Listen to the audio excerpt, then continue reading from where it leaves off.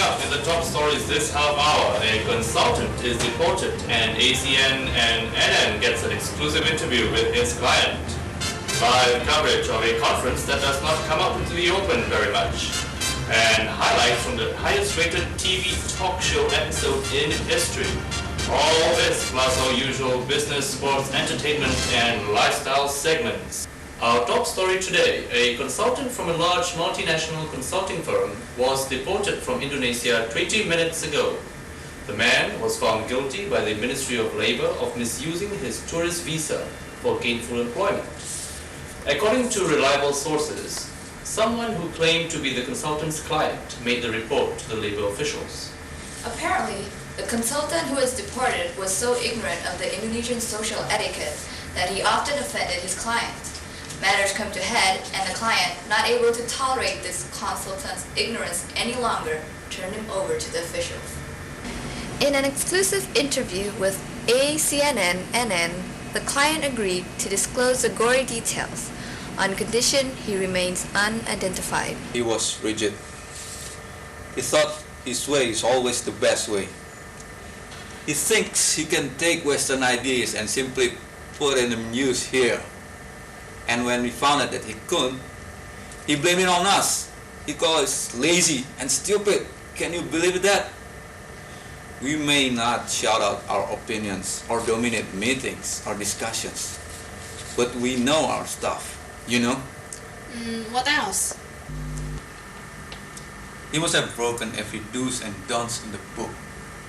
For example, he gave and received things with his left hand. There was once, after receiving a gift, he shocked us by opening it right in front of us. That is considered very impolite here in Indonesia. Many times the team was offended when he used his index finger to point at someone or something, and then he was always standing too close when he talked to someone. Oh yes, he touched a lot. Touch? Hand on the shoulder, pat on the back. During presentations, he sounded like he was God himself. He also had his arms akimbo, like this, or in his pockets. And he was always complaining about the traffic, about the bureaucracy, pollution. And when he was not complaining, he was uncomfortable by trying to discuss items like politics, state ideology, you know, the Pancasila, and other sensitive topics. I see. So what finally pushed you to turn him in? He touched my wife's head. So be forewarned, future consultants. Use your head, but keep your hands off other people's. We'll return after this. So, John, our suggestion. What do you think? Well, as I explained to you several times already, your suggestion is excellent. However, current infrastructure won't allow us to implement it within our scheduled and budgeted time. I would think it would take at least another month to do it, which is impossible. What? Impossible? You will not do it for us? Gimana sih kok kayaknya dia nggak ngerti dengan situasi kita sih? Itu bukannya termasuk dalam project. Atau mungkin kita harus bicara langsung dengan atasannya.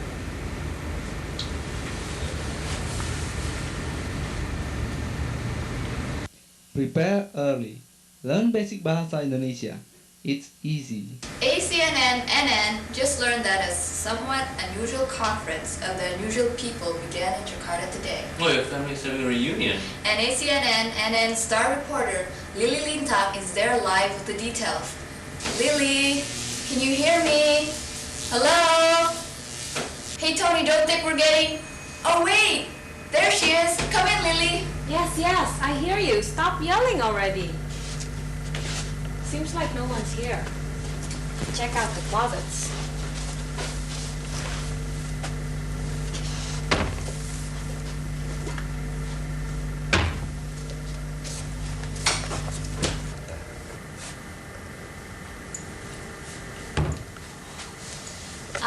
Finally, a live one. Hi, I'm Lily Lintang from ACNnNN Live, Mr. Chicago, Mr. I Am Skinny. We're covering your conference live tonight. Can you tell us more about this conference?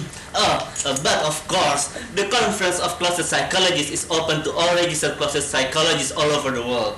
As you know, most of us think that we understand the human nature so well that we think we can play psychologist to some extent.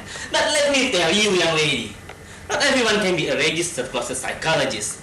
And every year, we meet in different countries to compare notes and discuss issues. So what is your specialty, Mr. Skinny? Indonesian psyche? Indonesian psyche? Is there an echo in here? The Indonesian psyche is very fascinating and complex. And I, my dear, am the foremost unknown expert on it. Tell me more.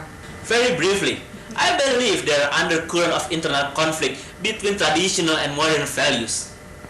Outwardly, some Indonesians might appear Western and modern. Let's scratch the surface. You'll find traditional Javanese, Chinese, or what have you alive and well underneath. For example, a Javanese will never eat or drink all he's given, as this considered impolite and a sign of greed. It is, of course, a bad idea to generalize. So seek to understand and then seek to understand some more before trying to be understood in Indonesia. Eat your heart out, Steve. I'm on TV. Indonesians have a finely developed code of social etiquette called sopan santun. It is very important to Indonesians not to embarrass another person. In other words, your mistake will rarely be pointed out to you. Watch out for those indirect messages. Also, Indonesian will never say no outright. And yes should not be always be taken as agreement. And then there is the Indonesian concept of time. You see, time in Indonesia assumes an elastic, rubber-like quality, and it was widely described as jump card. Furthermore, Thank you, Mr. Skinny. I'm sorry, that's all the time we have right now. I'm Lily Lintang, ACNnNN, reporting live from Chase Plaza. if you want to know more about read my book, I said we're out of time. or call me at Back to you,